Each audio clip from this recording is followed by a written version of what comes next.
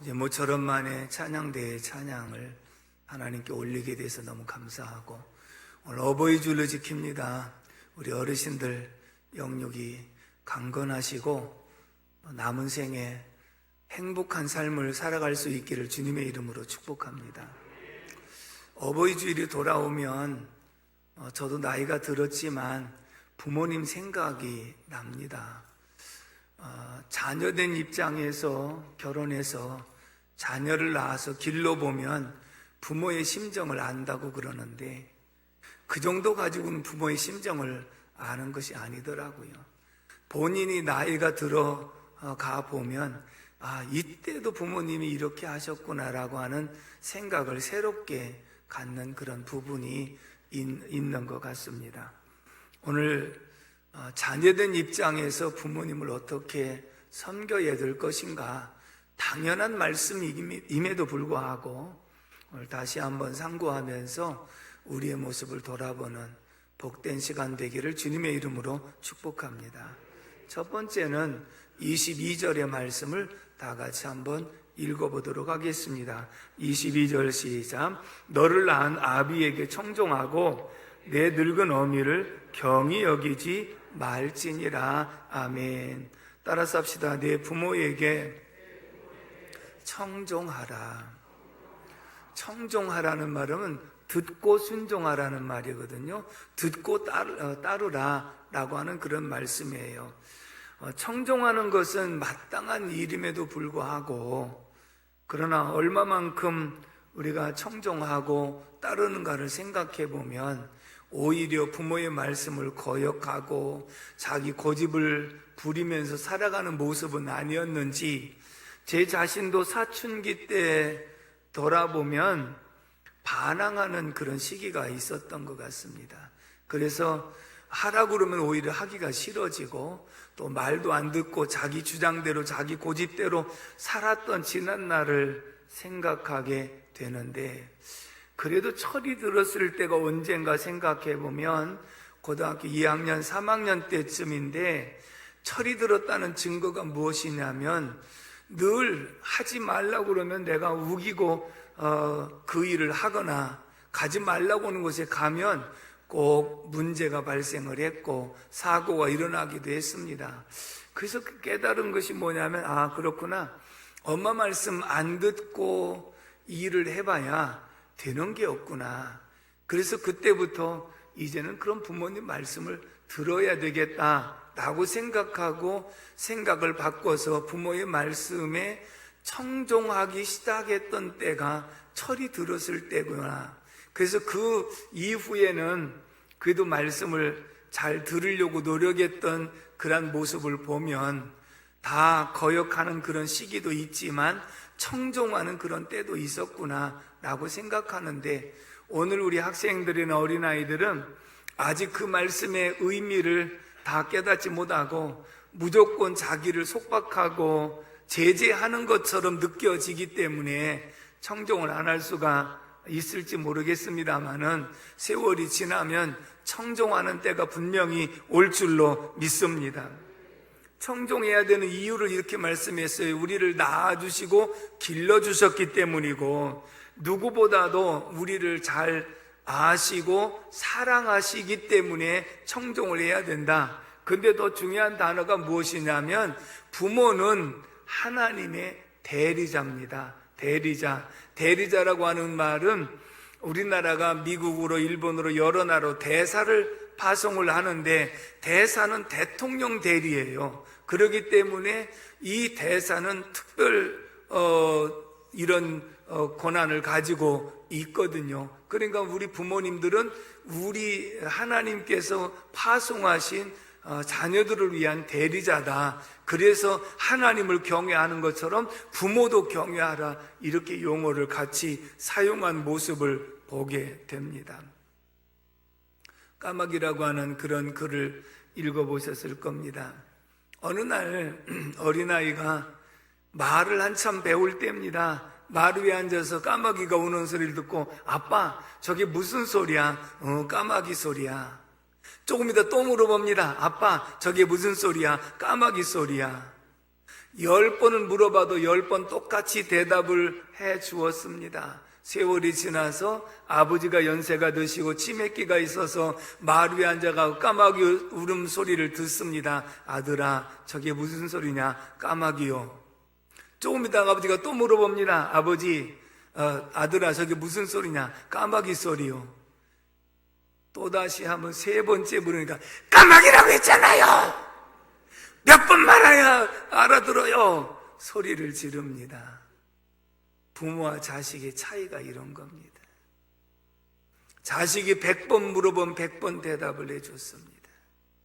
그러나 부모가 3번 물으면 소리를 지르는 것이 자식의 모습이 아닌가, 좀 씁쓸한 그런 모습을 볼 수 있고요.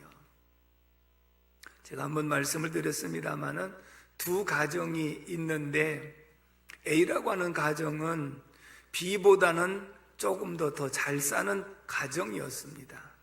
그런데 아무리 왔다 갔다 서로 친구지간에 보더라도 B 가정은 자기보다 잘 살지는 못하는데 항상 가보면 화기애애하고 정말 행복한 그런 가정을 영위해 가고 있는 모습을 보면서 친구 간에 물어봤습니다.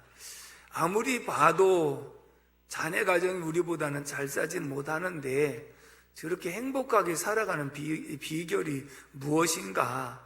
그걸 좀 나한테 좀 가르쳐 주게. 그러는가? 그러면 나를 좀 따라와 보라고. 그래서 비가정으로 친구를 이끌고 갑니다. 들어가자마자 얘들아 그랬더니 아이들이 쭉 우르르 나와갖고 아버지 다녀오시냐고 인사를 합니다.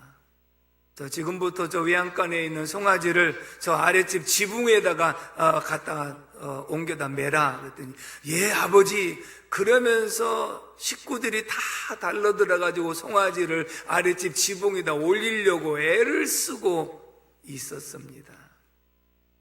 그래서 그 광경을 보고 그리고 자네 집으로 가서 그렇게 한번 해보게.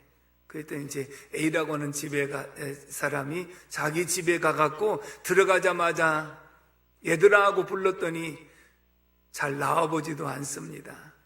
그러면서 다 불러놓고 지금부터 이 송아지를 갖다가 아래 지붕에다가 매라 그랬더니 아버지 그게 말이라고 하시느냐고 그게 되는 일이냐고 전부 다 한마디씩 하면서 하지를 않습니다.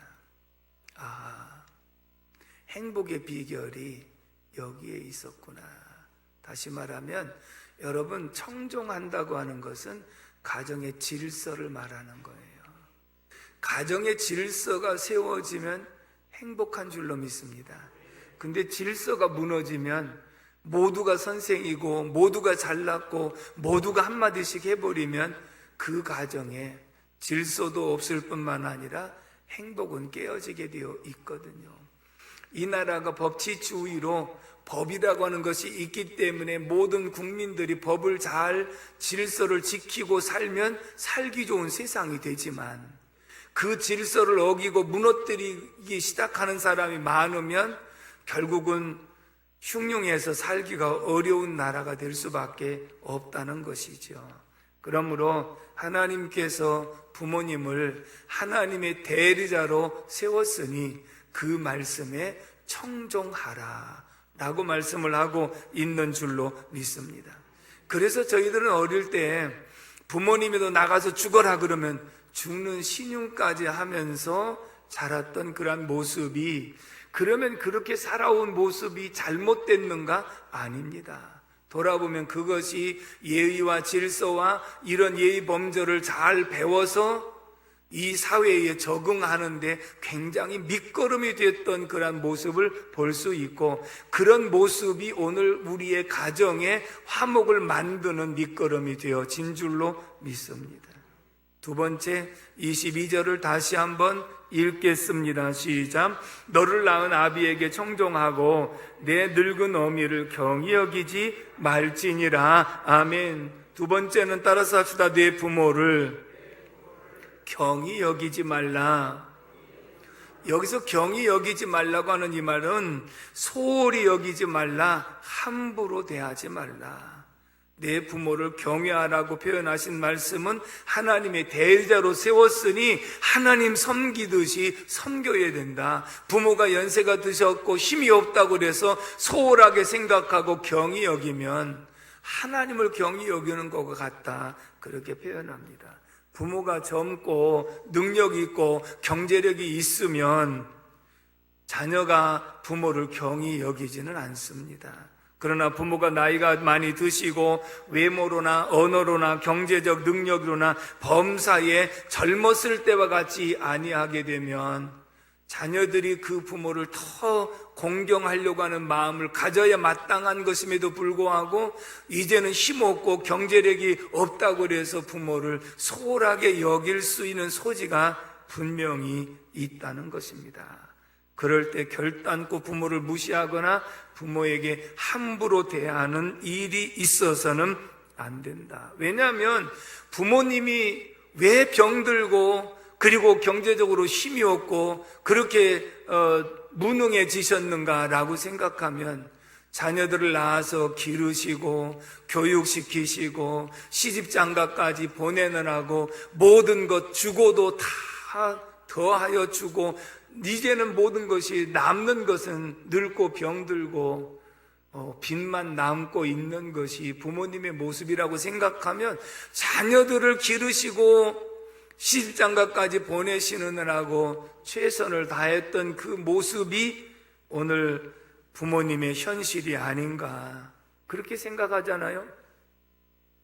미국에서 자녀들이 보면 고등학교까지 되게 가르쳐 주시고 대학은 본인들이 아르바이트를 해서 대학을 공부하게 되어지고 그리고 직장을 잡아서 결혼 준비를 본인들이 다 한 다음에 그래서 결혼식을 올리는 경우들을 보편적으로 많이 볼 수 있었습니다.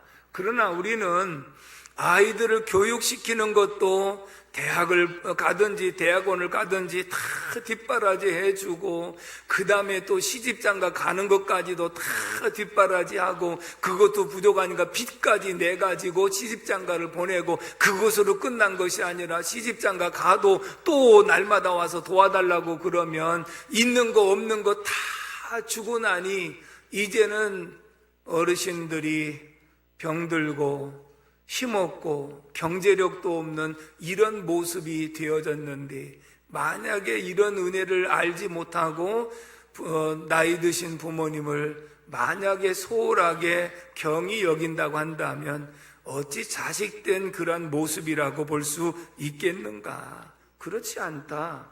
그러므로 오늘 우리는 항상 부모님을 더 공경하는 삶이 되기를 주님의 이름으로 축복합니다. 서울여대에서 어버이날을 맞이하면서 사랑의 엽서라고 하는 공모전을 했었는데 거기에 대상을 받았던 글이 있습니다.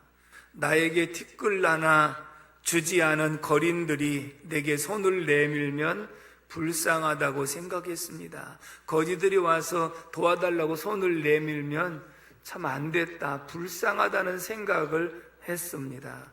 그런데 나에게 전부를 주신 부모님이 불쌍하다고 생각해 본 적이 없습니다. 거지는 불쌍하다는 생각을 했는데 이제 부모님이 나이가 드셔서 늙으시고 힘없고 그리고 안타까운 그런 모습을 보면서도 거지에 대해서는 연민을 느꼈지만 부모에 대해서는 그렇게 생각하지 않았습니다. 나한테 인사치레로 밥 한번 사준다고 친구들과 선배들이 밥을 한번 사준 것을 고마워하고 그리고 답례하고 싶어서 다시 불러냈습니다. 그러나 날 위해서 일평생 밥을 해주시고 밤늦게까지 기다리시는 부모님에게 감사하다고 생각해 보지를 않았습니다. 친구들이 밥 한번 산 거 그거 고맙다고 잊지 않고 불러내갖고 밥을 한번 자기가 대접하겠다고 생각했던 내 모습이 부모님이 나를 위해서 일평생 밥 해주시고 일평생 나를 기다려주시고 뒷바라주셨던 그 부모님에게 대해서 감사하다고 고백하거나 감사하다고 생각했던 적이 없었다. 실제로 존재하지도 않는 드라마 속 배우들의 가정사에 그들을 대신해서 진짜 눈물을 흘렸습니다. 드라마에 나오는 주인공들을 생각하면서 정말 자기 문제처럼 생각하고 눈물을 흘렸습니다. 그러나 일상에 지치고 힘든 부모님을 위해서는 진심으로 눈물을 흘려본 적이 없습니다. 요즘 유행하는 드라마가 뭐예요? 요즘 인기 드라마가 뭐예요? 여자의 뭐 있어요? 부부의 세계인가요? 부부의 세계가 굉장히 인기가 있다고 하더라고요. 그런데 드라마를 보면서 주인공이 어려움을 겪거나 어떤 소외를 당하는 것을 보면 그것 때문에 눈물을 흘리는 경우가 있지만, 나를 위해서 일평생 희생해 주신 부모님을 바라보고는 눈물을 흘리지 않았다.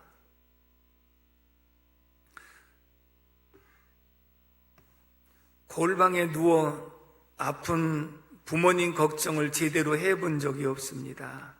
친구와 애인에게는 사소한 잘못 하나에도 미안하다고 사과를 하고 용서를 구했습니다. 그러나 부모에게 한 잘못은 셀 수도 없이 많이 있음에도 불구하고 용서를 구하지 못했습니다.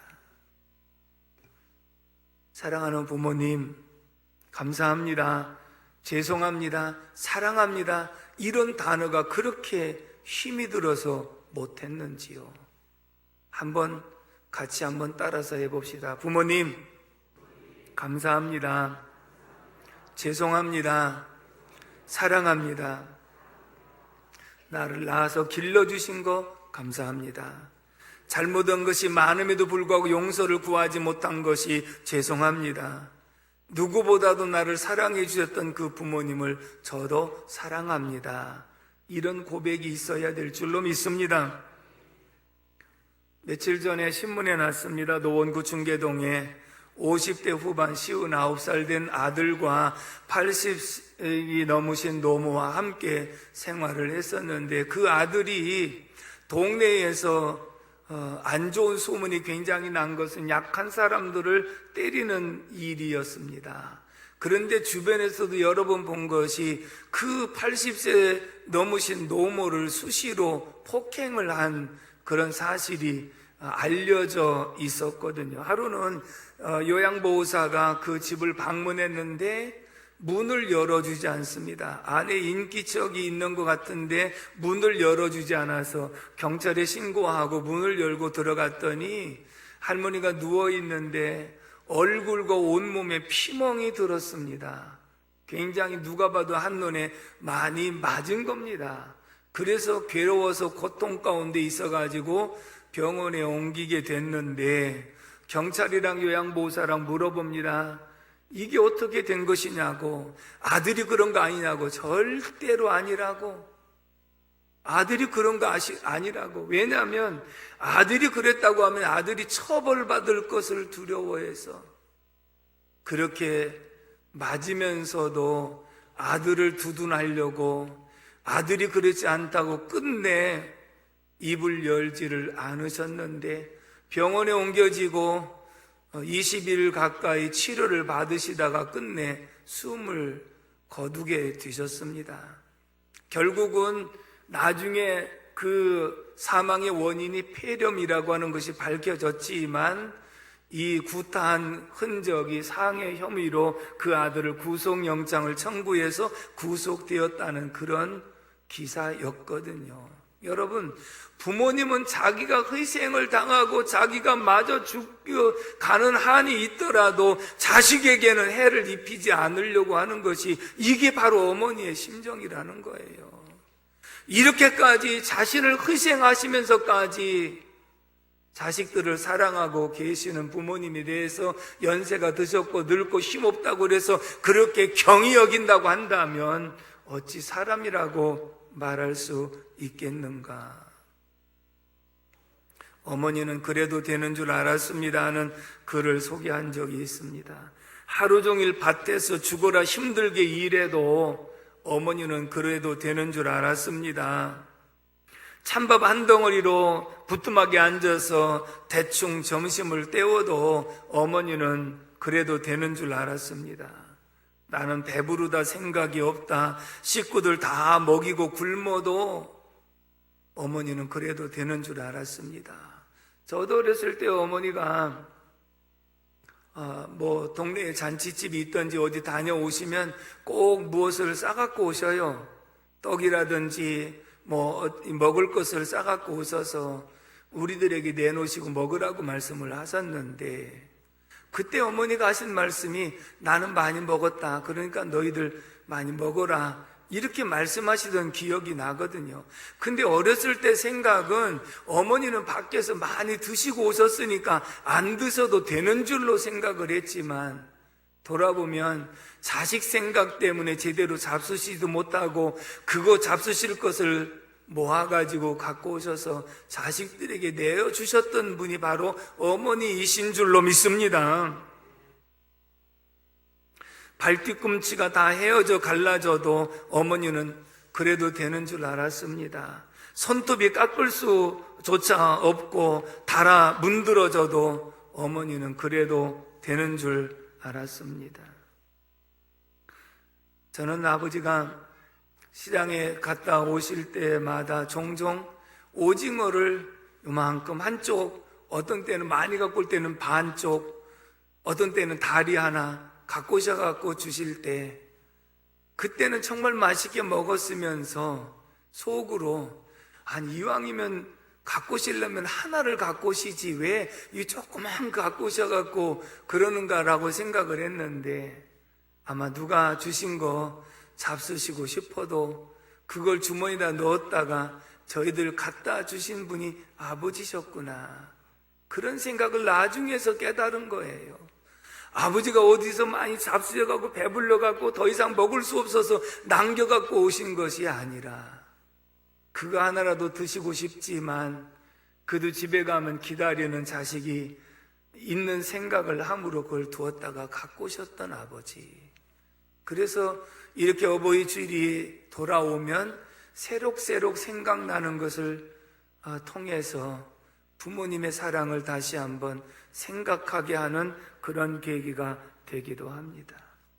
아버지가 화를 내시고 자식들이 속을 썩여도 끄떡이 없는 어머니는 그래도 되는 줄 알았고, 그것이 그냥 넋두리인 줄만 알았는데, 한밤중에 자다가 깨어 방 한 구석에서 한없이 소리 죽여 울고 계시는 어머니를 본 후에는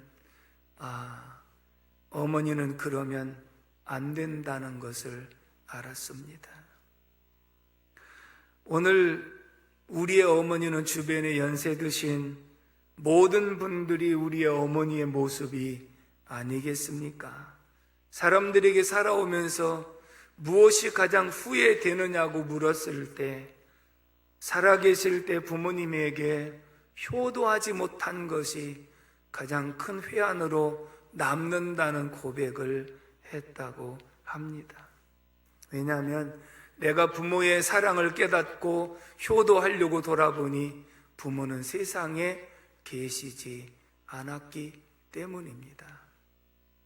그러므로 오늘 제가 하모니카를 한번 부려고 부모님의 은혜를 한번 생각하는 시간을 한번 가져보려고 합니다.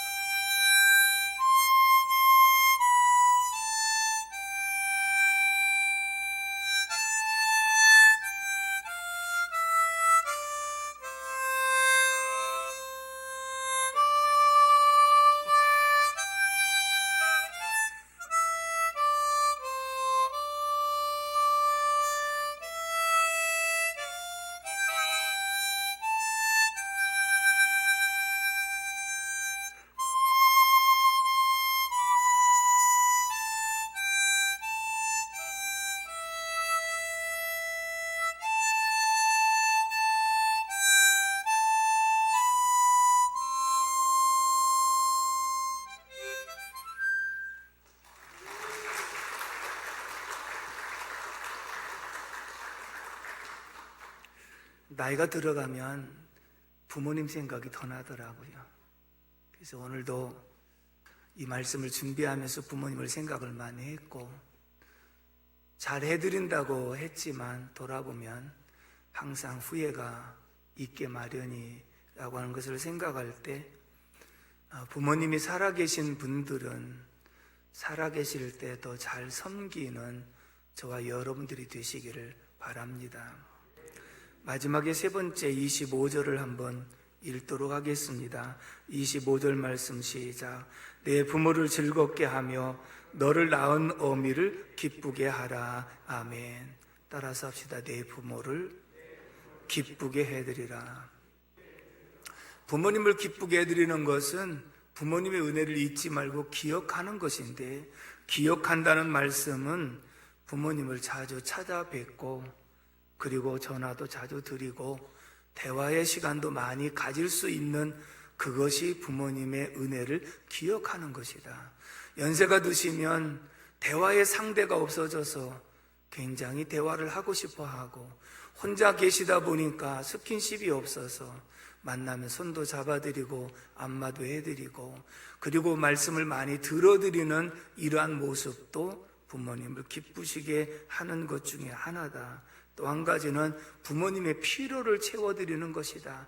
자녀를 위해서 모든 것을 다 희생하시고 내어주신 부모님이 이제는 정말 빈털터리가 되시고 경제력도 없는 그런 가운데 계실 때, 거기에 대한 보답으로 생활비도 드리고 용돈도 드리고 필요한 것을 사드리는, 필요를 충족시켜 주는 것도 공경 중에 하나인 줄로 믿습니다. 유튜브를 통해서 하나 보았던 내용입니다. 어느 화재가 난 집 공터에 개 한 마리가 비가 오나 아침이나 낮에나 저녁이나 그 자리를 떠나지 않고 그 자리를 지켜, 주변의 사람들이 밥을 갖다 줘도 제대로 먹지도 않고, 그래서 나중에 이제 보니까 화상까지 입어갖고 데려다가 치료를 하지 않으면 안 될 지경이 있어서 소방서 연결을 해가지고 그 강아지를 체포해서, 그리고 동물병원에 데리고 가서 치료를 받았는데, 상처가 화상이 보다 그렇게 깊지는 않아서 치료가 잘 되는데 그 속에 먹이를 줘도 먹지를 않습니다. 나중에 알고 보니까 그곳에서 할아버지하고 함께 사는데 화재가 나서 할아버지는 폐지를 죽고 이 강아지와 함께 생활을 하셨는데, 화재가 나서 할아버지가 중화상을 입으신 거예요. 그러니까 개 어떻게 돌아볼 정신도 없고 벌써 몇 달 동안 입원해 계셨던 그런 상황인데, 개는 그 집을 떠나지 않고 지키고 있었거든요. 그러다가 할아버지에게 그 사진을 찍어 갖고 보여주면서 그 강아지 이름을 부르면서 먹으라고, 밥을 먹으라고 그렇게 녹음을 해갖고 이 강아지한테 할아버지 목소리를 들려줬더니 깜짝 놀라더니 그때부터 밥을 먹기 시작하는 거예요. 그러면서 이제 그 소식을 듣고 병원 가까운 곳에 강아지 집을 만들어주고 치료받는 기간 동안에 할아버지와 함께 생활할 수 있도록 만들어주고, 이런 소식이 알려지면서 주변에 성금이 답지해가지고 할아버지가 사시던 그 판잣집인데 다시 멋있게 집을 하나 새로 지어주고 강아지와 함께 살 수 있도록 만들어 주었다는 얘기였거든요. 저는 그 얘기를 보면서 말 못하는 개도 주인을 끝까지, 주인이 죽었는지 사는지도 모름에도 불구하고 그 장소를 떠나지 않고 그 강아지 때문에 결국은 할아버지를 다시 살리는 그런 계기가 되었다. 하물며 만물의 영장인 사람으로서, 자녀의 입장으로서 부모를 공경하는 것이 마땅한 것이 아니겠는가. 오늘 어버이 주일을 맞이하면서 다시 한번 우리의 모습을 돌아보시고 부모의 말씀에 청종하고, 부모가 연세가 드셨다고 경히 여기지 말고 그의 필요를 충족시켜 드리는 기쁘시게 하는 삶이 될 수 있기를 주님의 이름으로 축원합니다. 기도하겠습니다. 고마우신 아버지 하나님, 은혜와 사랑을 진심으로 감사를 드립니다. 오늘도 하나님이 저희들을 사랑하여 주시고 말씀 주신 거 감사합니다. 어버이 주일로 지키면서 다시 한번 우리의 모습을 돌아보게 하시고 부모님을 얼마나 공경하고 순종하는지를 돌아보게 하신 거 감사합니다. 일찍 깨달은 대로 실천에 옮길 수 있도록 도와주시옵시고 후회하는 삶을 살지 않게 하시며 살아계실 때 한 번이라도 더 찾아뵙고 효도할 수 있는 자녀들이 다 되게 하여 주옵소서. 예수님의 이름으로 기도 올리옵나이다. 아멘.